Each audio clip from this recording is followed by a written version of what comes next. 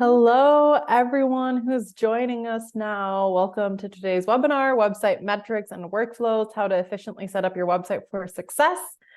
I know we're just a minute ahead of when we're supposed to start, but we're just going to give it a minute or two to let people sign on, because we know that people are normally jumping from meeting directly into these webinars. So just want to give a chance for everyone to join us live today. And I can already see a couple of you joining. So thank you so much. We're excited to have you. Welcome for another webinar. We hope that you can utilize the chat as much as you can. Whenever we are talking sometimes too speedy, write in the chat if you don't understand something, or we need to repeat something, or we need to clarify something always. That's a good point, Graciela. I have been known to talk a little bit fast, so do let us know if we need to slow down. And if you have any of your own great website metric or workflow anecdotes or stories of how you've tackled it at your organization, we'd love to hear that too. I think the whole reason we host these webinars is really to bring people together and share ideas. There's, of course, no one way to look at website metrics and workflows. So we'd love to hear from you guys in the chat as well, just to hear how you're tackling it, because there's lots of ways to do things, and we're just here to share a couple of them today. So for those of you just joining, we're just going to give it one more minute, and then we'll get started. And go ahead, Graciela. I was just wondering, because we usually know that a lot of people in different roles are staying behind the website's updates and performances and keeping track on KPIs and metrics. So I'm just wondering, from the crowd that is joining us today, what is your role in the organization that you're sitting in? Are you a website manager? Are you sitting in the marketing team? So great question. Maybe drop in the chat, what's your role today? I'll drop it in the chat and then we can get going as well. I'm just typing it in there for those of you joining. Yeah, just to see. I know that it's all kinds of roles are taking ownership of website projects, so it's always nice to understand who's putting fingers on it. Absolutely. And with that said, let's kick it off, because we got a bunch of different things to cover as well. So welcome everyone to today's Monsido webinar. It is on website metrics and workflows, how to efficiently set up your website for success. And for those of you who aren't familiar with Monsido, I do just want to give a really 30-second introduction. So Monsido is a platform that scans your website on a weekly basis, or however often you like, and tells you about different issues and errors, but also really just kind of helps you track metrics and performance of your website. And so that is also why we're running this webinar today, because metrics and the workflows around the processes of your website is something that is very near and dear to our hearts, and something that we talk about on a very regular basis. So if we jump to the next slide, I do just want to go through a couple quick housekeeping rules as well before we jump into the content. So of course, we encourage questions, and not only questions, but chatter of all kind in the chat. So please do feel free to use it. I can see a couple of you are commenting already, which is wonderful. So great to see some website editors and website managers on here today. But if you do have questions, please feel free to drop them in the Q&A panel, and we will make sure to address them at the end of the session. So we'll make sure to answer as much as we can. If for whatever reason we don't get to your question live, we will follow up with you afterwards as well. If you would like to make use of the live transcriptions in Zoom, those should also be available and enabled. I also do want to just make a note that our recording of this webinar will have closed captioning. So if anyone wants to make use of that and use this afterwards, you will receive the recording and the slides within a week after the session, and they'll be sent directly to your inbox. So if you find it helpful, we do appreciate it if you share it around. And then, I mentioned already, if we don't get to all the questions, we'll follow up with you guys afterwards with email. We don't like to leave you hanging. And then if we jump to the next slide, we did just want to give a quick introduction to ourselves here today. And I'm going to let my lovely colleague, Graciela, go ahead and introduce herself first. Thank you. Hello, everybody. My name is Graciela Jalova. I've been working at Monsido for the last year and a half. as a part of the marketing team, working primarily for the European and Asia Pacific market. However, before in my career, I've been sitting in many website projects, and I know what it is to follow up on KPIs for websites. I know what it is to make sure that the web performance is running smooth and user experience is optimized as much as we can. So I hope that I can give a little 2 cents of my knowledge today to you. And I hope that you're gonna be happy with what we can share today with you. And then maybe Jasmine, you can go and introduce yourself. Yeah, hi everyone. My name is Jasmine Hansen de Guzman. I am the Director of International Marketing here at Monsido, powered by Civic Plus. I've been working in the marketing space for the past 11 years, very heavily with a website focus. In fact, the first job I was ever hired for was working on a website redesign project where looking at the metrics was something that was incredibly important because that helped us make a lot of decisions as to how we should redesign the website. Worked later on for a small website building company for small and medium-sized businesses. And of course, the KPIs and metrics for smaller and mid-sized organizations can be vastly different from large organizations. So very excited to talk to you guys here today about this topic, because as I mentioned at the top of the hour, there's no right or wrong website metrics to look at. It's really dependent on what is relevant and important for your organization. So hopefully we'll touch on that a little bit today and give you some ideas. And we would love for you guys to drop your ideas in the chat as well. Awesome. Well, let's jump into the agenda as well, because I did just want to hit on a couple things. So we're going to look at some of the most common website metrics and KPIs. I'm going to be honest, this isn't going to be revolutionary new information for you, most likely, if you've been working a lot with website metrics. But what we really do think is it's good to take it back to basics. Even us as marketing and website professionals, we forget sometimes to look at some of the basic of website metrics or key performance indicators. And I think it's always great with kind of a refresher on what to look at and what things are changing, because the websites, as you guys know, are ever evolving, all the technology around it, but also how websites interact with search engines like Google, that's also changing. And that also impacts metrics and KPIs. And so we're going to have a look at some of those key metrics that really, if you're haven't looked at in 2023, and I'll admit we haven't looked at all of these either this year, but they're things that we're prioritizing to look at as we head into 2024 to have an even better understanding of our website and its performance.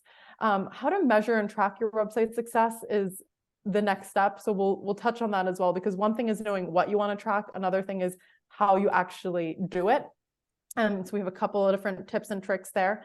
And then going hand in hand with these metrics is also all the processes and the workflows around it. So I'm going to highlight a couple of the key things that influence that, and just have a look at the different options you have to make sure that you're setting yourself up for success in the new year. And then we'll do the Q&A. And I know we have a couple of pre-submitted questions already, so we'll prioritize those and then we'll jump into whatever else you guys may have to ask. Wonderful. Well, let's jump into it. And I know for those of you who've joined us before, I'm just going to do a quick poll, a little bit of an icebreaker. And it's being launched just now. Apologies, Graziella. I was very quick and decided to launch it already. But the question is, do you currently have any specific goals and or key performance indicators that you track for your website?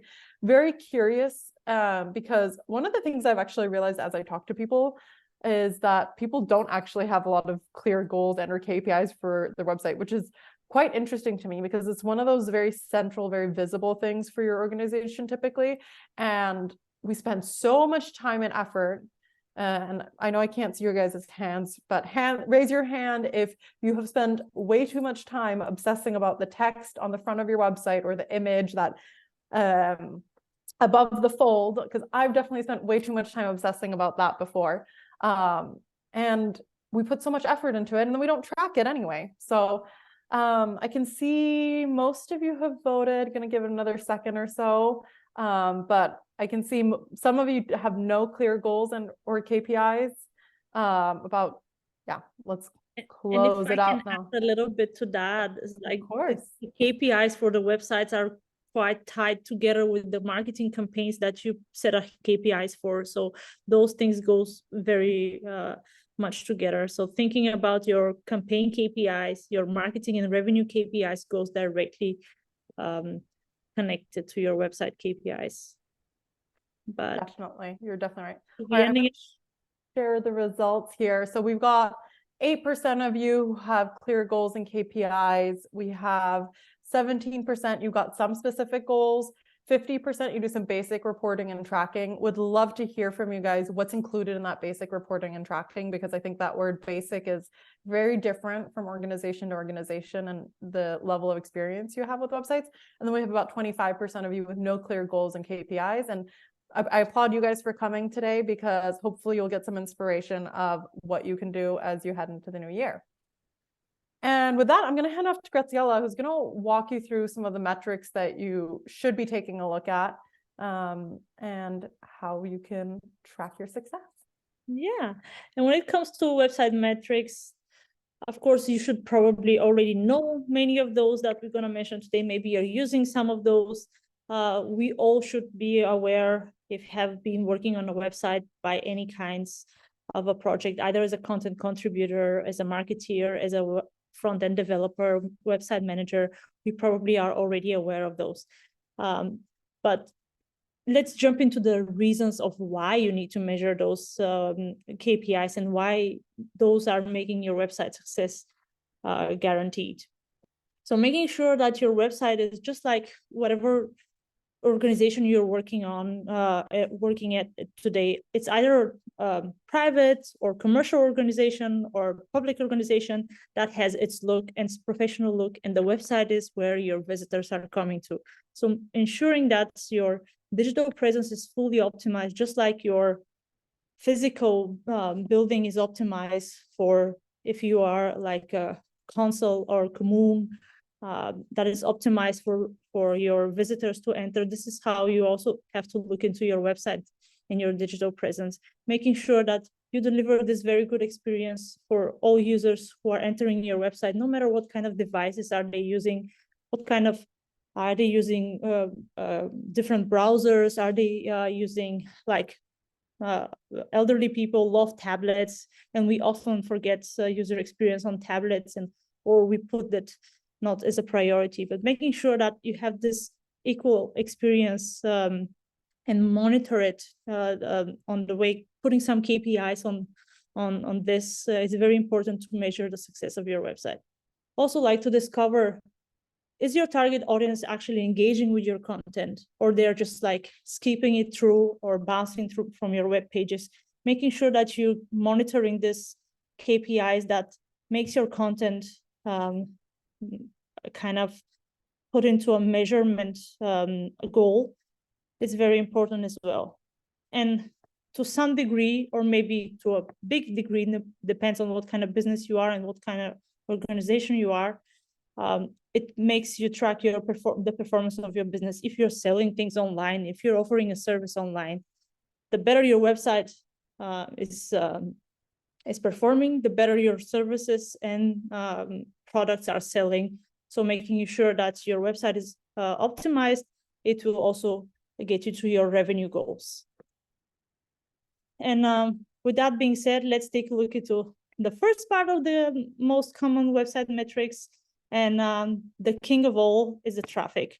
Making sure that the people who are visiting your website are growing with time is very important, but also making sure that you are historically looking into your traffic amount. Do you have spikes in certain period of time? Maybe you had like a press release, maybe you launched a different service for your product. Maybe you are a commune that has like a message. Recently we had in Denmark flooding, and maybe people were going to your website looking for information how to protect their houses. So understanding those spikes in traffic, what are they related to? It will help you also set up the right KPIs for your traffic amount.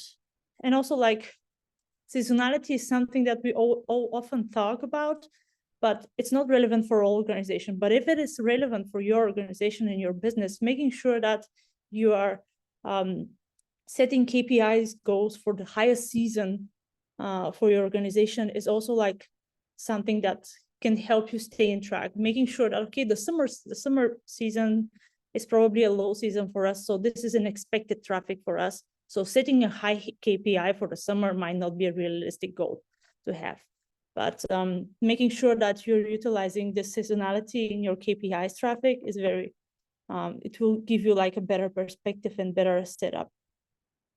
Thinking about the page speed, how fast do your website loads? And this is something that we all have to keep in track, not only for the home pages, but in general. Thinking about what is the loading speed on a mobile, what is the loading speed on desktop, thinking about all those different networks that we have at the moment, 3G, 4G, 5G, depends on the speed of the internet. It also, like, your website content has to be built in a certain way that it makes sure that the loading speed does not break the user experience. So tracking page speed as one of your KPIs is also a very good idea. Something that we should like have as a ring in our mind when we talk about page speed is the Google Lighthouse performance, or the core vitals of Google. And something that is recently launched is the Lighthouse 10, which removes one of the metrics that used to be part of the Google Lighthouse performance core vitals, is the time to interact. When it comes to time to interact, means like how fast those big content pieces like a video or a banner are, how fast are they loading and they're disturbing your user experience. Meaning, like, if let's say I'm opening a website and I'm already starting to read the page and suddenly a banner on top loads with, I don't know, you have some kind of a message to your audience or ads added to your page or new information you want to distribute, this banner loads significantly slower than the other content, then it will break my experience because I already read the first 5 sentences and it will push me down. So this, it's called cumulative layout shift, and it will make your experience, it will make your user experience quite annoyed. And this is something you should bear in mind, thinking about how big and where those banners or images should be positioned on your website. Should it be positioned on the top, or should it be positioned maybe on the lower side of your website content? Another very, very good KPI to measure is the bounce rate, something that we all fight with. Like, why are the people instantly leaving my pages when they arrive? They finally are on my website and they bounce right away. Making sure that this big bounce rate is always monitored and making sure that you keep it low as possible to optimize your content is a major KPI that you have to include in your list. And like Jasmine mentioned, above the fold, this is something that is probably the most changed thing on a homepage, is the above the fold field. Making sure that you clearly catch the attention in those first 5, maybe even 3.5 seconds when the homepage is loading. It's very important related to your bounce rate. Making sure that your message is understood and right away clearly communicated, it can increase the session of your website's view, so the people will stay longer and will scroll down to your the rest of your content. And if it's not a homepage, maybe the rest of your pages, maybe one of your most important pages talk about the services of your business, and this has the biggest bounce rate. So making sure that the bounce rate for your important pages is constantly monitored will make your overall website successful. Another thing is the page views. And of course, what are the most popular pages on your website? Making sure that those top 10, 15, 20 pages are constantly monitored and you have a clear KPI set for those page views will also drastically improve your experience and your website success. Are visitors on your website visiting multiple pages, or are they staying on one page, scrolling down? Maybe you have something like heat maps or user experience measure tool that can track how much of the scroll of the page have been actually part of the user journey, or they scroll just a half of it and then they leave. Understanding those page views not only as a number, but also as like an experience, it will really help you update your content for the right reasons.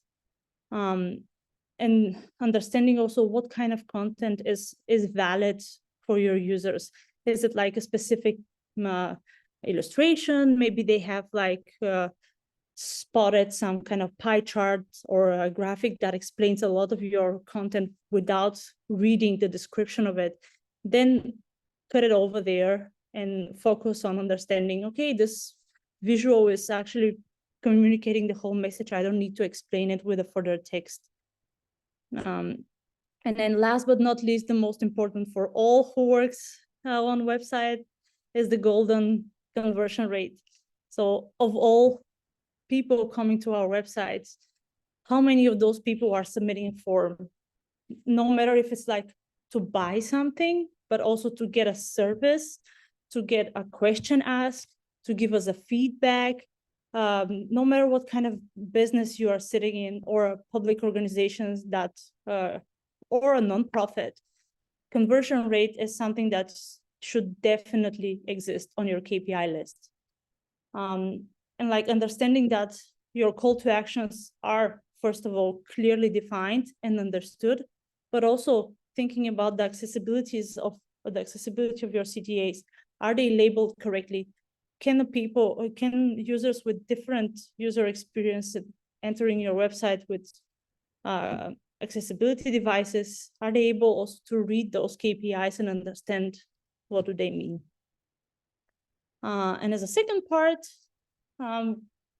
we can go down to the, when we talk about traffic, we also cannot avoid not talking about traffic sources. Understanding what are your main traffic sources is also like very important to the granular part of your KPIs.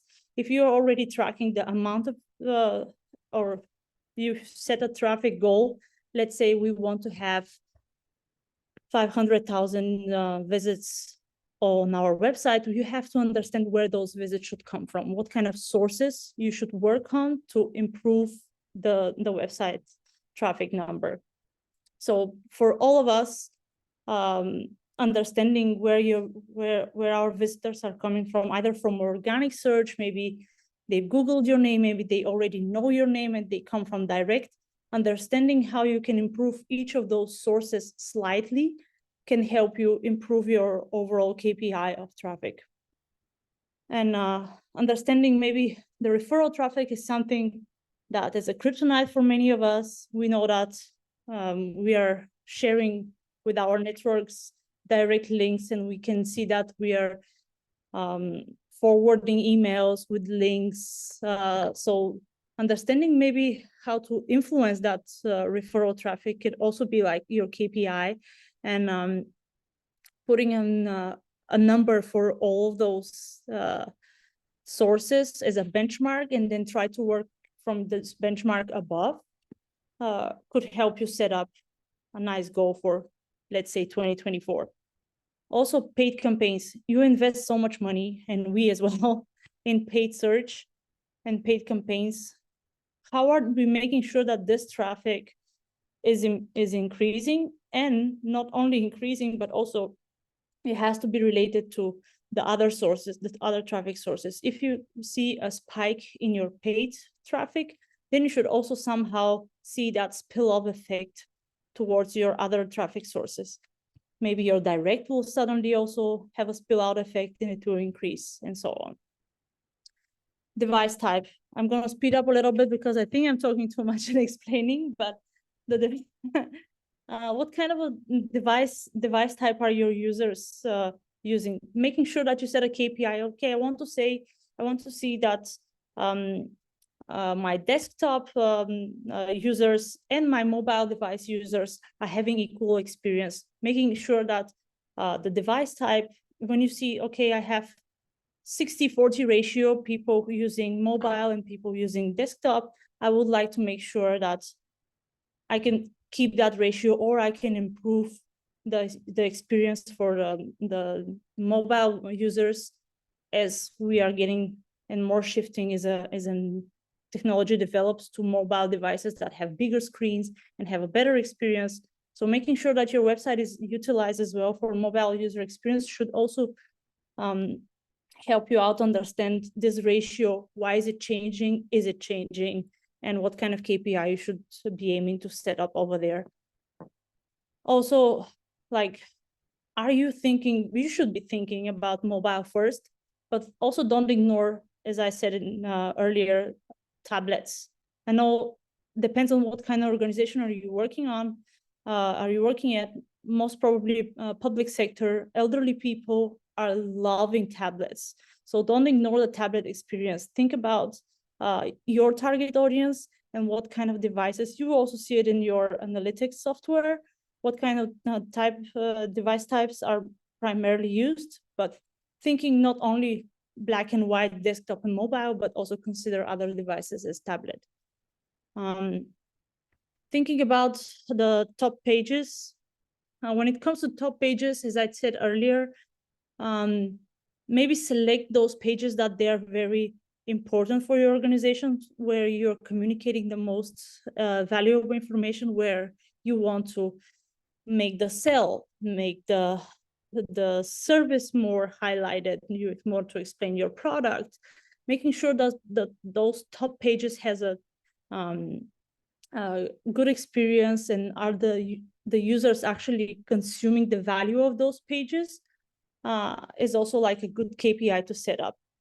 And maybe understanding how the content is consumed over there. There are different ways of setting up your content, building it. You know, a lot of users have this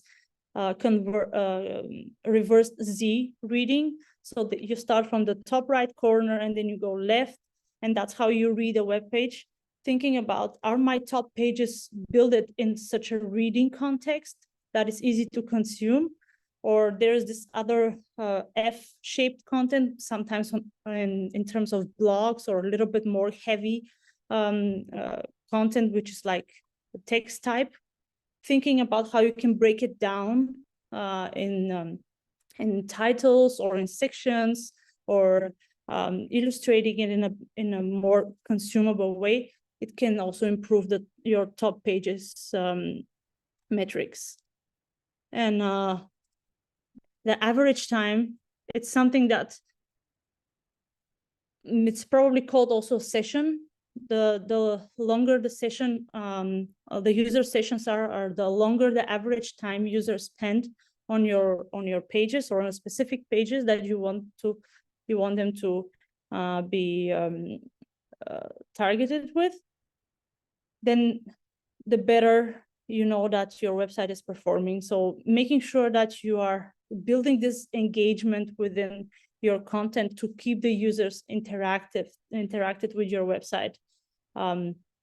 Maybe measure the time spent versus the amount of users who enter the page, making sure that you have some kind of a ratio that always sets you like with longer sessions. So if 10-15 people are entering your specific page per minute, then try to give them, depends on how long your content is on the page, but let's say you set up yourself for they should spend minimum of 45 seconds on this page, because of 45 seconds, that means that they went through most of the content, they read it, and they interacted with, and they understood it.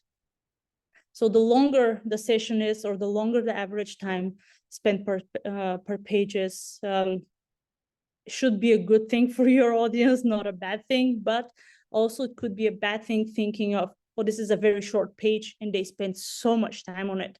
Why that? Are they because like they're rereading the same thing again?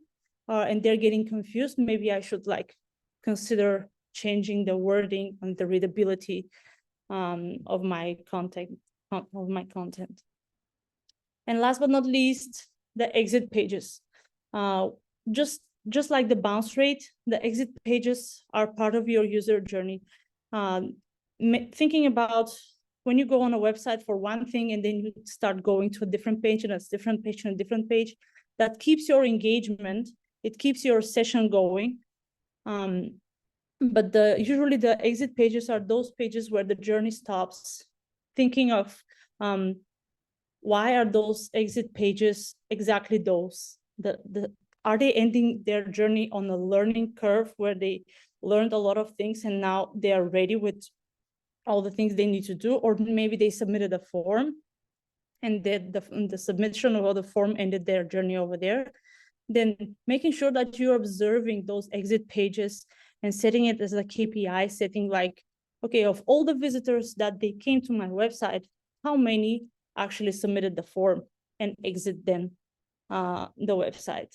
If this is a KPI that you can set in this way, or maybe you don't have a conversion form on this, but maybe you have a call to action that says a feedback, like a green smiley or a sad smiley or some kind of a feedback, then this is a trigger for you that they ended their journey in a meaningful way.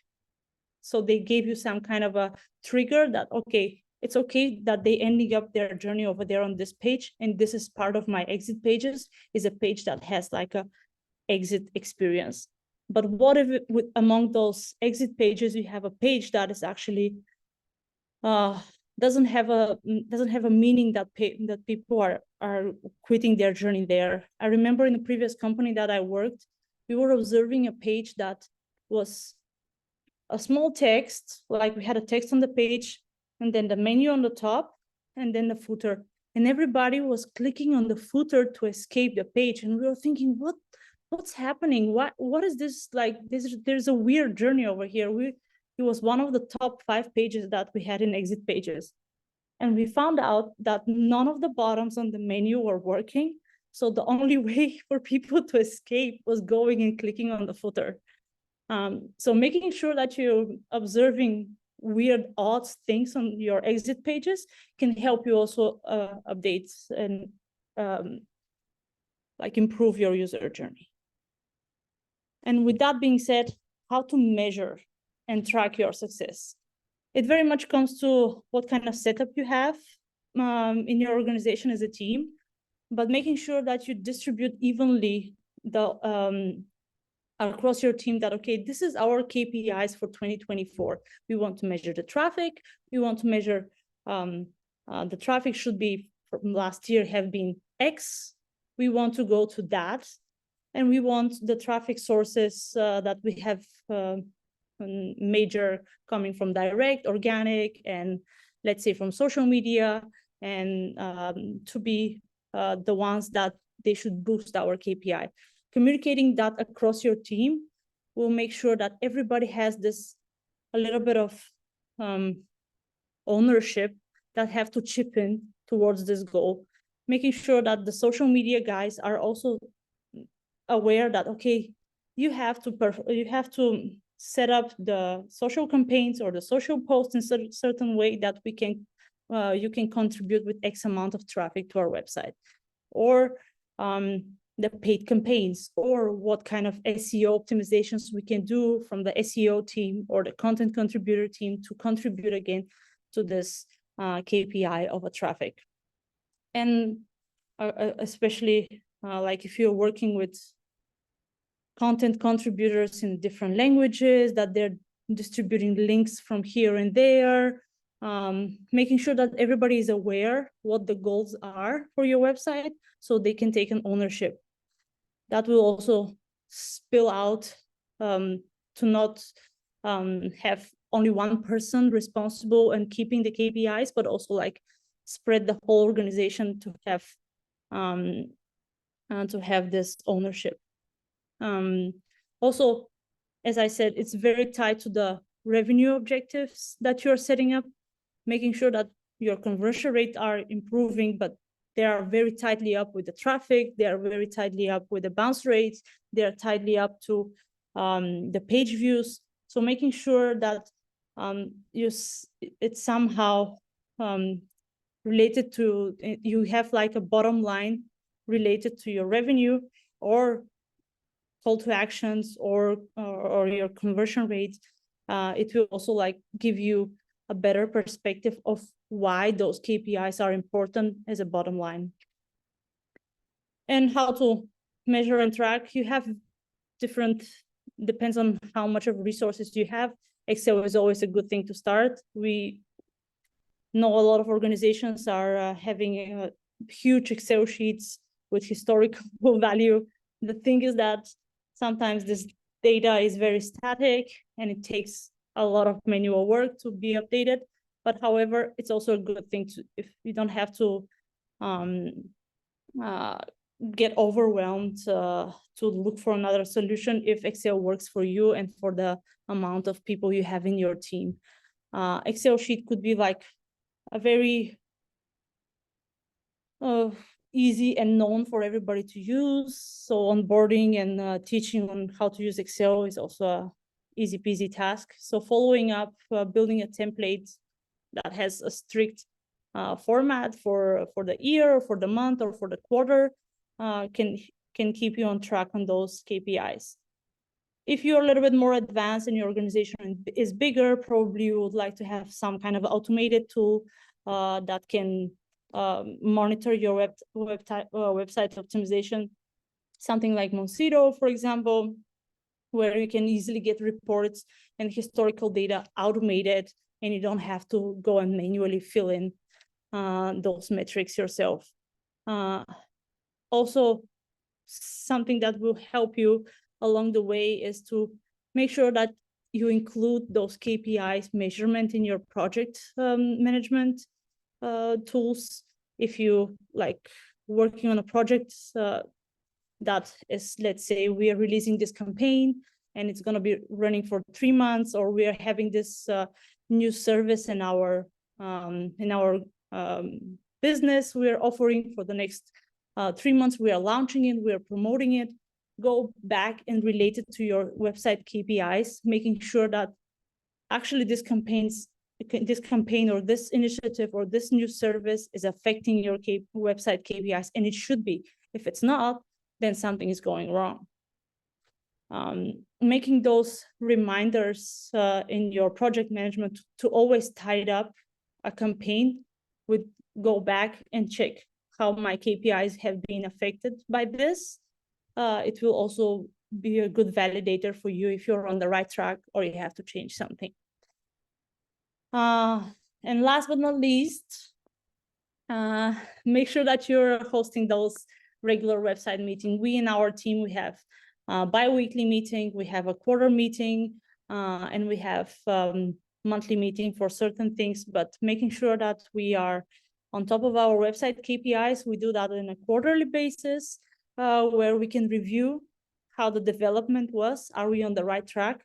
Do we need to do a certain initiative that is more targeting a specific KPI? Also, like, helps the whole team work together collaboratively, sit in the room together and chip in with ideas, because sometimes if there's only one person taking the ownership of it, we're very much stagnating with the same ideas, and we are kind of trying to do the same way the things. But if we are working as a team collectively and we are allowing the creativity to burst in the room, someone will come up with an idea that we ourselves haven't thought about, but it will be a good test to try out. So making sure that you have those meetings to monitor the KPI metrics and how they are developing with time, but making sure that as well, like, you include the team and you are collectively responsible for bringing those metrics up. And I think with that being said, I talked too much, and and now it's your time to talk.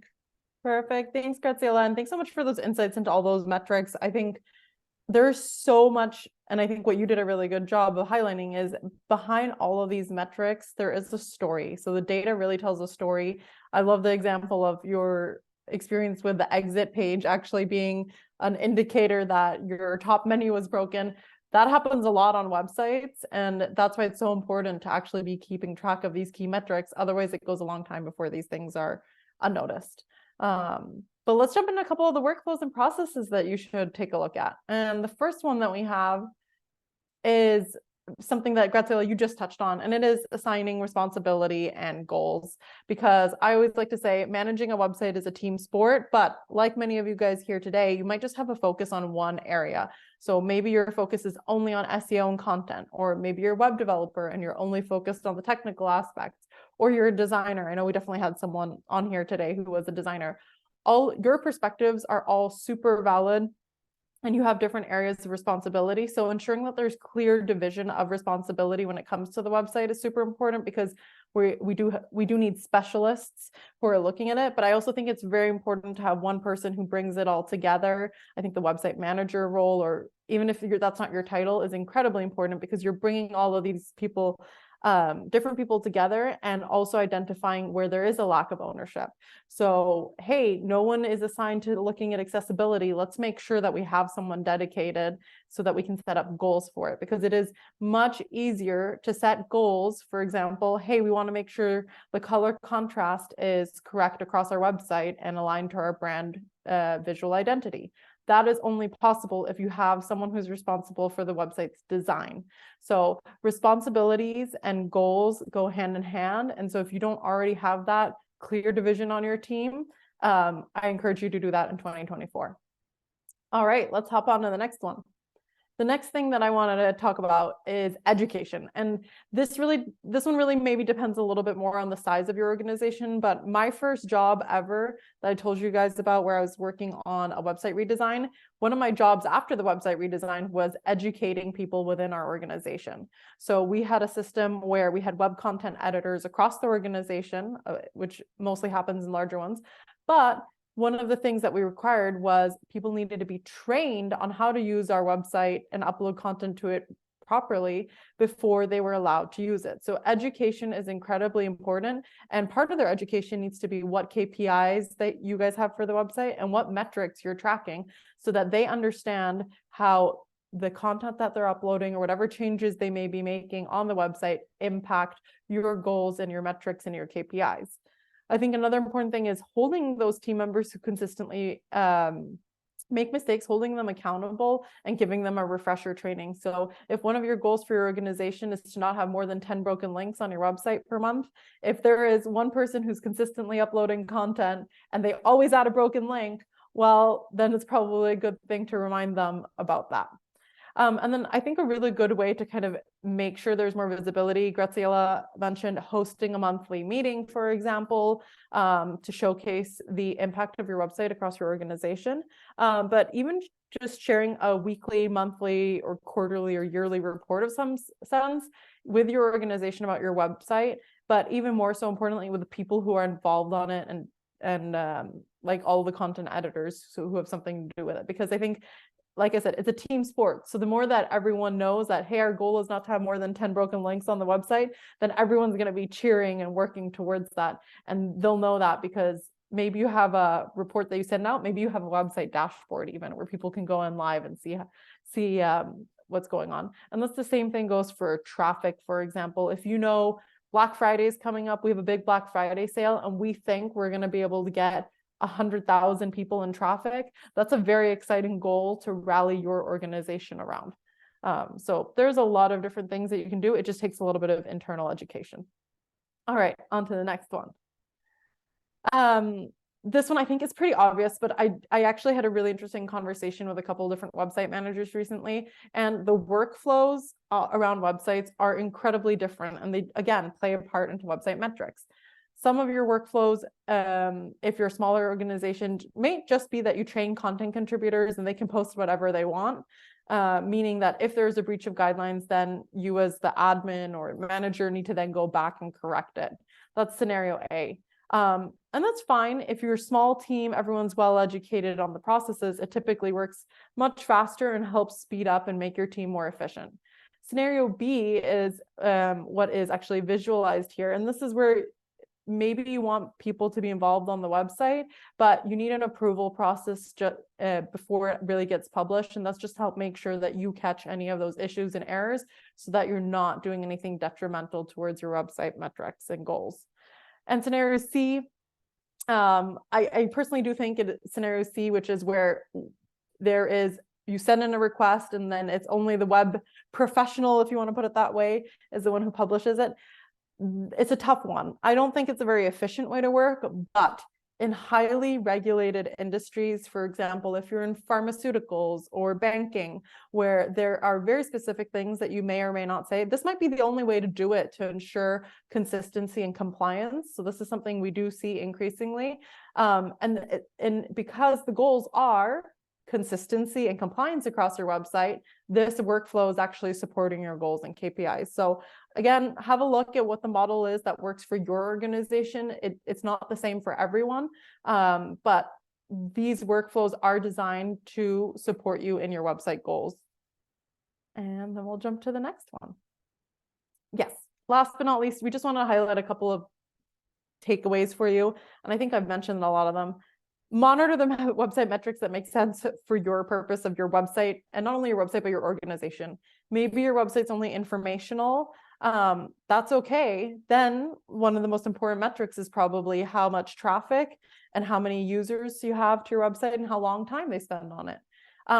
If that's not the purpose of your website, if you're a commercial business, maybe it's how many transactions and what's your conversion rate. And how can you increase that conversion rate? So I really, really encourage you to go back and talk with your teams about what are the metrics that make sense for us as an organization, because it's not the same for each one. And then you can set up your workflows around that. Another thing is metrics is something that we often look at one point in time, but forget to look back and then also forget to track forward. So one thing as well is don't always make assumptions and take action based off of metrics for a point in time now. Look back in history as well. Like I said before, data tells a story. So look back for the past year. Maybe you'll be able to see, hey, Black Friday last year, we actually had a lot of traffic. Maybe we need to do a really good optimization on the page that we are going to launch for our Black Friday campaign this year, because we might be able to get 10% more conversion. So the historical data can really tell you a lot and help set you up again for success. And then last but not least, as I already mentioned, make sure that your workflows are supporting your website metric goals. It would be very, very frustrating if, for example, you had the very strict compliance and consistency model, I'll call it.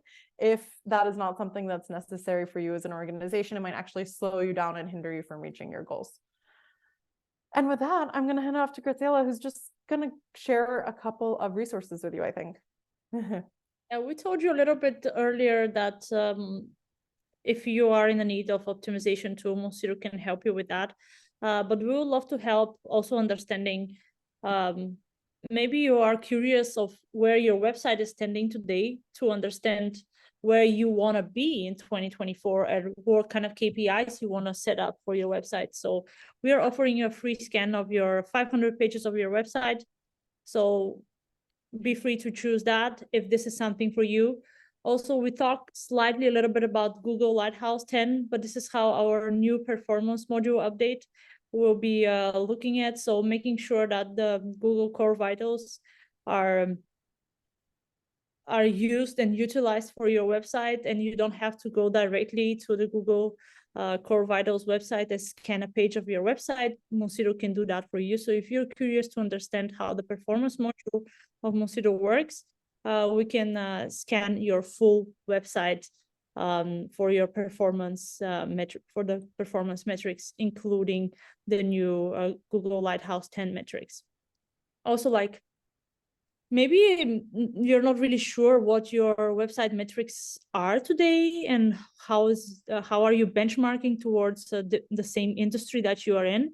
Monsido has a very nice feature that can benchmark towards, let's say if you are in the finance sector, you can see the benchmark score for all the finance customers that we have in our database. What is their benchmark score for performance, for accessibility, for readability, for all those metrics that we talked earlier. So you know, are you above or below? So you know how to set up your KPIs in the future. Maybe you are a customer on that session and you are a new user and you're not utilizing the Monsido platform on its full. So here we are offering you a training session. Maybe you are curious for a specific thing, how to use in Monsido, and you always like use it in the normal flow. We know that once we are adopting a software, we're using it in our own way, but maybe there are something that our customer success team can help you utilize better, so you are better set in 2024. Or maybe you are settled for now, and you have it good. But I'm just gonna keep this poll little open, and we can jump into the Q&A. I know that in the chat before, we had a question submit. I'm gonna go through the chat again, but I know that someone was asking for KPIs for nonprofit, and maybe Jasmine, you can take that while I'm reading the chat. Yeah, of course. So I know we had a pre-submitted question about what are some KPIs for not-for-profits or governments, for example. And I know often it can seem like a lot of these metrics are more designed for commercial businesses, but all of the ones that we did go through today, I do think are incredibly important for not-for-profits and governments to look at as well, just because it is important for, let's say you are a local council. It's important if you all of a sudden are getting a lot of referral traffic from some Facebook group, for example, where someone posted a link, then it'd be very important for you to know that. Or if you are a not-for-profit, maybe you got listed on, again, someone's Facebook page or website or whatever it may be. There's so many different, a Twitter post or X post, I guess it's called nowadays. And it's just interesting to see where traffic is coming from. But one of the other things that I know that always trips up commercial or non-commercial organizations is conversion rate. And conversion rate always sounds so dry because it sounds like it's always tied to money, but conversion rate can mean so many other things. And I mentioned it in the chat actually, but conversion rate for a not-for-profit can be how many people come to your website and donate money. Donating money is also a conversion on your website, and that's something that's incredibly important to track. And all of the other metrics also make a difference. What are people more likely to convert from a mobile phone? Or are people more likely to convert from your mobile tablet or from a tablet? Well, then you really should make sure that all of your donation landing pages or donation pages are optimized for a tablet. And so looking at all of these, the data can tell a story, and it might be because your target audience primarily accesses your website via mobile phone, and that's why they're more likely to donate, and therefore you should optimize for that. For governments, I've seen a lot of great examples of governments, organizations would love to interact and engage more with their clients online versus in a city hall or a local council office. And one of the things that you typically identify are what are those top tasks that they can actually do online, and how many times can they do it? So for example, instead of going down to the local council office to order a new driver's license, am I able to do that online? And that is, if I'm able to do that online, that's a conversion for us as a government organization. So it really depends again on what your goal is, but all of these metrics are valuable both for commercial, not-for-profit, and government organizations. You just have to twist and turn it to what the goals of your organization are and how they can be achieved via an online manner. So that's definitely something to keep in mind. And in fact, one of the things that we did a LinkedIn Live recently with a couple different website managers, and a really interesting story that came up there was one of them, she's a business-to-business organization. And so most of their website traffic, because they're selling to other companies, actually came from desktop. So they weren't so concerned about mobile optimization because people would be looking at their website during business hours when they're on a computer. On the other hand, our other guest speaker that we had worked for a bank. And they had the majority of their traffic being through a mobile phone, and that's because they were a business to consumer organization. So, but consumers were receiving emails from them on their personal emails, and people were looking at it on their phone and going directly to their website. So they were much more aligned around making sure that the mobile experience was really great. And again, there was a story there. One was a B2B organization, one was a B2C, and that's why there was such a big difference in which device type was important for them as an organization. Yeah. All right. Well, do we have any other questions, Graziella, or are we gonna wrap it up? I don't see anything in the chat, so I think we can wrap it up here. All right. Would like to say thank you for today. Thank you for joining Is It Alive? And if you have been listening on headphones while you're doing some other work, yeah, you will receive the recording together with the slides of this presentation, so you can go through it yourself. And if any other questions occur while you're doing so, please reach out. We'll be happy to answer all of your questions. But thank you for joining us today. Thank you, everyone.